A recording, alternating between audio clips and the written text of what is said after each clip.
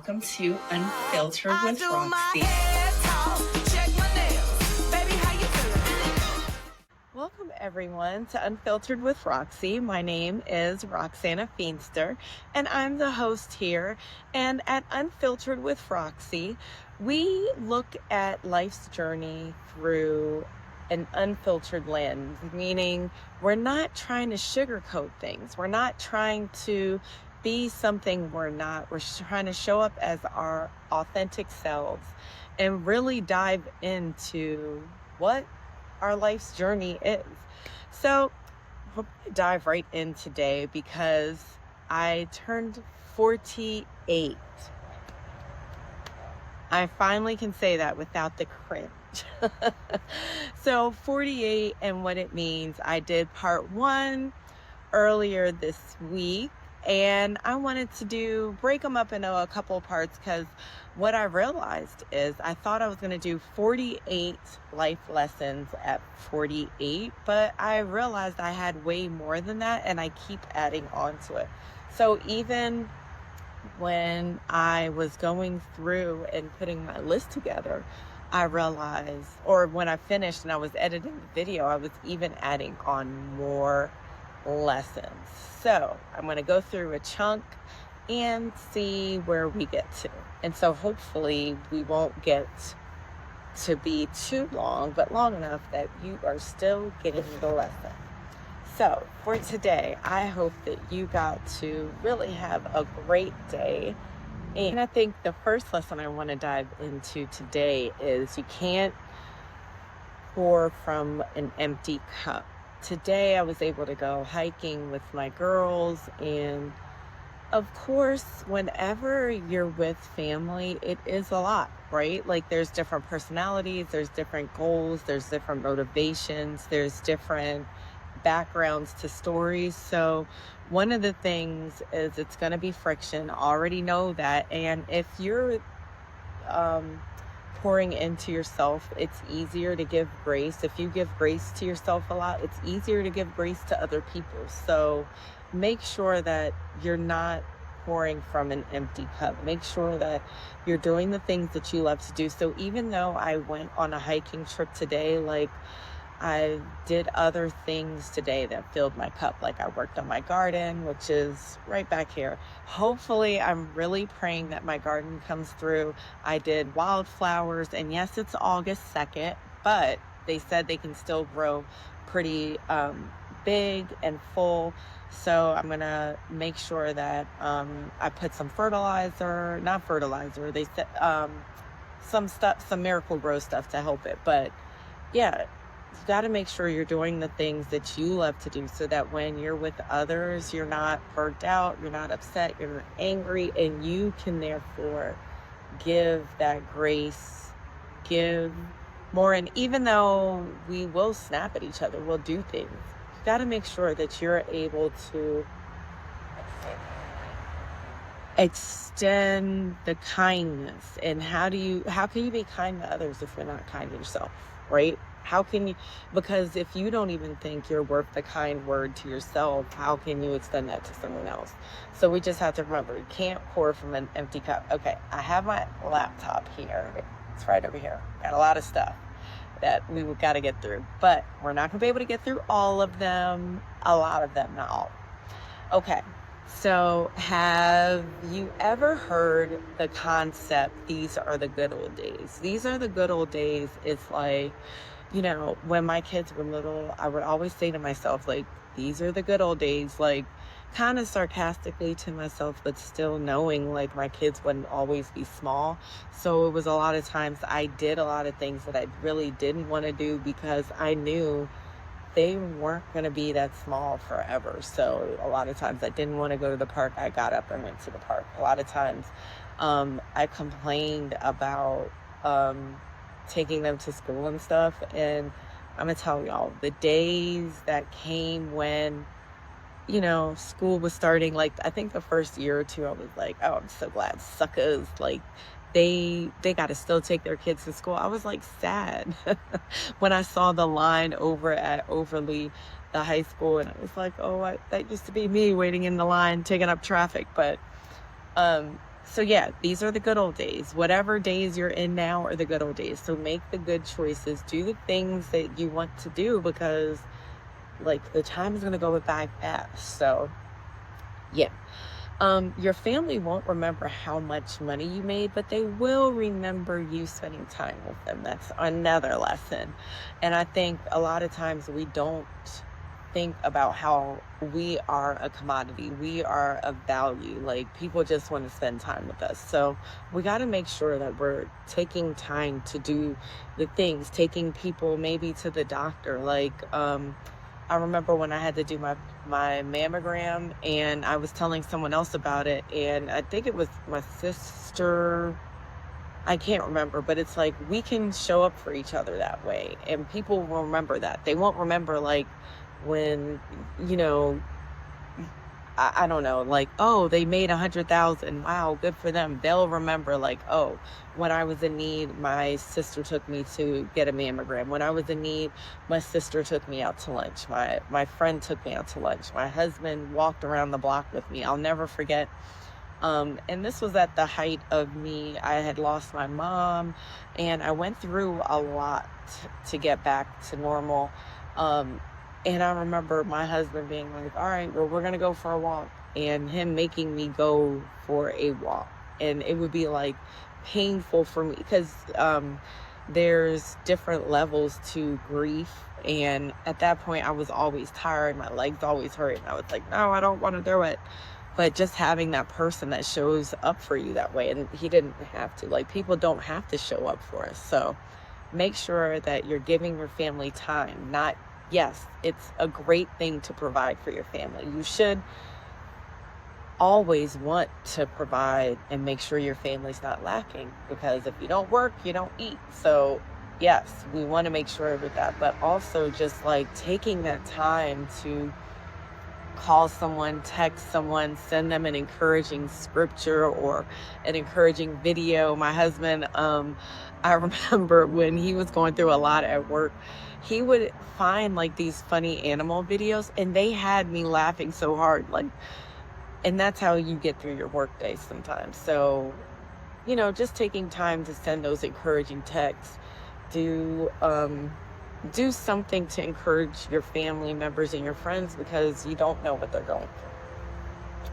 So put your own mask on first. You can't pour from an empty cup. Your family won't remember how much money you made. They'll remember how much time you gave. And these are the good old days. You just don't know it yet. So those are few.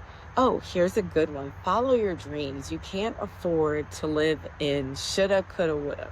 So with that, what I meant was, when you are going through your life, and I remember when my oldest daughter, Dominique, she loved to do and try everything. And I remember we had made fun of her because it's like, girl, how many things are you going to try? But you need to try all the things so you can know what you like and what you don't like, and not live in the shoulda, coulda, woulda. Should have done track when I was strong enough to do it. I should have played an instrument when I could have played an instrument, you know, when I got the opportunity. It's like, do all the things that you can do when you can do them. You can find the time for anything that you want to do. And that's one thing that Amy Lindino, one of the YouTubers that I follow, she says, like, there's so many time wasters in our day that if you really want to do something, you can find the time to do it. So don't let that be a hindrance. Just like we find money to buy snacks or to go on trips, we can find time and money to do the things we want to do. So don't live in the coulda, shoulda, wouldas. Go ahead, buy what you need. Like, if you want to do roller skating, I was laughing the other day about roller skating. Buy the skates, try them, and if not, sell them. And you can buy stuff used. So try, if you have something that you want to try that you need to buy all these things for, because yeah, hobbies, sometimes they do cost a lot. My husband is a fisherman, an angler now, and he had to buy fishing rods, he had to buy coolers, all those stuff. Well, buy them used. It's somebody who already been there, done that, don't want to do it no more, and you can buy it used. So that's an option as well. Read more books. Someone else has been there, done that. Save you the energy of relearning something. You don't have to learn it all over again. You don't have to redo the wheel. You can go ahead and read a book or listen, because I love my Audible. Or did you know that you can listen to Audible audiobooks on the library app called Libby? So listen to some books that are teaching you something good, and stuff that's just fun just because. But you don't have to figure everything out in life. Oh, you don't have to figure it out. Someone's already been there and done that, okay? So get you a good book, listen to it while you're gardening. The other day, I was going through something and didn't even know I needed the book. I had listened to my Bible app meditation for the day, and they talked about the gift of rejection. And when I heard what the lady was talking about, Nona Jones was talking about, it really touched me, because I needed that knowledge that day. She had already been through what I had been through with proficiency. I don't need to relearn that wheel. And I don't got time. I'm 48. I don't need to be wondering and figuring stuff out. I've learned, and I'm trying to learn on my journey. And if there's little cheats, which books are cheats, as Amy Landino says, I'm going to go ahead and do my little cheat. So that's another lesson. Give people their flowers while they're still here. This one is touching to me, because I think a lot of times we're going through and we're just dealing with people as if they're going to be here forever, and we're not seeing that their star is rising or falling. Your star being like your time here on earth, your time in your destiny. Your time in your destiny is really what I'm talking about spiritually. And wherever we are on that timeline, I don't know where you are on the timeline. You don't know where I am on the timeline. So we need to appreciate and love each other no matter what we're going through, to know, like, to give people their flowers. Like, you really did good today. Or, I just wanted to tell you, like, every time I'm with you, you always make me so happy. You always bring such a light. And when my mom died, I think that was a big eye-opener to me of what time really is. That time is nothing. Time is infinite, but it's nothing at the same time. Time is long, but it's short. Time is the present, and it's the future, and it's the past. So it's like, in that timeline, I don't know where people's star are in their destiny. So I was just thinking today, like, I hope I honored her as much. I hope I hugged her as much as I could, which I probably didn't, but she was such a good person that I know she was always content. One thing that she always would tell us is, I'm content whether I have money, I'm content whether I don't have money, I'm content whether I have you guys, whether I don't, because the Lord is with me. And she already knew in her walk in her journey of life, that she was not alone. She's been through a lot of things that we could not even think to go through. She's been through abject poverty. She's been through a lot. She's not from this country. She's from Panama City, Panama, and just adored a lot. And from that was just always chose to be a loving, caring, a person who really showed up and showed out for people. And I think that should make us all, like, say those things to those people, like, you're such a great person. You're such a kind person. You're always there for me. Thank you so much. I love you. Just those things can make such a big difference in even how you think back. Because I think for my mom, she was so mature. It didn't matter for her, but for me to remember that I had given her flowers while she was here is very healing. And to, like, when somebody is going through an illness or disappointment in life, it's like, that's a way we can show up for them, is just by encouraging them. I remember her encouraging me so many times when I was going through low spots in my life, and just to be like, daughter, I love you. Like, you're a great person. Like, people may not understand you, but this. So anyways, give people their flowers while they're alive. Enjoy your food in moderation. I talked about that in my last video. Don't let calories rob you of your memories. That means really we need to be present in, even when we're eating, being mindful that everything is for a reason, everything is nourishing for us, and everything can be good for a moment. Not that we're going to do it every day and to excess, but we're going to enjoy the time. So you can listen to my first podcast to get everything that I was saying about that. You might as well clean the dishes. You'll feel better. I think that's it right there. Think about it. You go to bed with a clean sink. You wake up with a clean sink. Think about the times you've gone to bed and you were like, you know what? Forget this. I'm not cleaning up. It is what it is. And you woke up to the same mess. Do you remember how bad you felt? Just clean the damn dishes. Just clean the dishes. That's what I'm saying. Just clean them. Be done with it. Your future self, your morning self will thank you. My next lesson is make sure everything in your house has a home. And the earlier you start this, the better. I think I spent a lot of years in my house cussing and fussing because I couldn't find things, buying multiple scissors. Moms, you know what I'm talking about.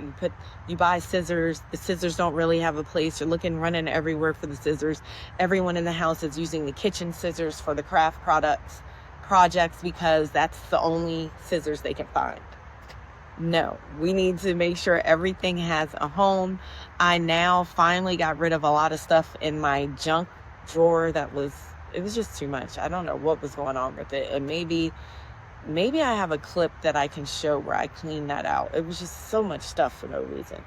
But yeah, everything. I remember one time I opened my closet, my linen closet, and every hand towel, lotion, everything knocked over. So at one point, I don't know what the point was. Maybe it was during COVID. I got containers for the lotion and for my washcloths and for my hand towels. And lo and behold, everything has its own place. Nothing falls out the closet when I'm getting it. And I'm happy again because it's like I don't have a whole bunch of stuff. If I don't have a space for it, I'm not even bringing it in the house anymore. Ugh. Okay. Love your body, all of it. It's carried you this far. And I think I'm going to end on this because today I went to my body balance class. I love my instructor, Chrissy. She always is just so wise and just a light, bright person. And I even remember telling her that and telling her body is body goals because for whatever reason, she thinks it's not. So anyways, and just moving through the class and being in my body that has aches and pains. And I was like, you know what? It's okay. It's okay, knee. It's okay. I know. I'm going to stop. I'm going to stop at this movement, at that range of motion because it just hurt. And at first, I remember being like, oh my gosh. I had right foot surgery. I also have hip pain. I have my right knee. Parts of aging, but also parts of using a crutch and all this stuff. Even though it's been 2 years now, I think even though I did physical therapy, there were bad habits that I had, like just leaning on one side too much. So I had to be nice to my body, thank you, because there was a time where I had to train myself to walk again up the hill with some kind of speed. So I had to be like, oh my gosh, thank you. Okay. It's okay. I'm going to get back to where I was, or maybe I won't get back exactly, but I'll get back a lot of where I was. So with that, we need to make sure what we're saying to our body is kind and gentle, because why? It's gotten us as far as, so whether you're 28, whether you're 20, 28, 18, everyone has something with their body. Your body has gotten you here this far, and we need to just say thank you and really be good to it and give it the good things that it needs to keep serving us better. So we are on number 11 right now. So these are all on my Substack if you want to read through them. And part 1 of the list that I had went through already, I think it's about 7 or 8, are in my podcast list on Spotify or even on YouTube. So I just want to say that I hope that you are looking at yourself with eyes of compassion as you're going on your journey, and just love yourself, love others. Really love yourself first, then you can love others. Pour into yourself first, then you can pour into others. Pour into yourself first. And if you've seen my challenge, I just want to thank my 19 subscribers. I hope that you guys stay with me on this journey. I thank you for following me so far. I have a challenge that I'm extending a one-on-one talk, a self-care kit. So the self-care kit is going to have like a whole bunch of yummy stuff in it. But if you want a one-on-one with me, you can also get that. Just have to tag me in the comments and share this podcast with someone that you think will enjoy it. Not with someone who doesn't need it or is not ready for it. Someone who's going to enjoy it. All right. Love you. Bye.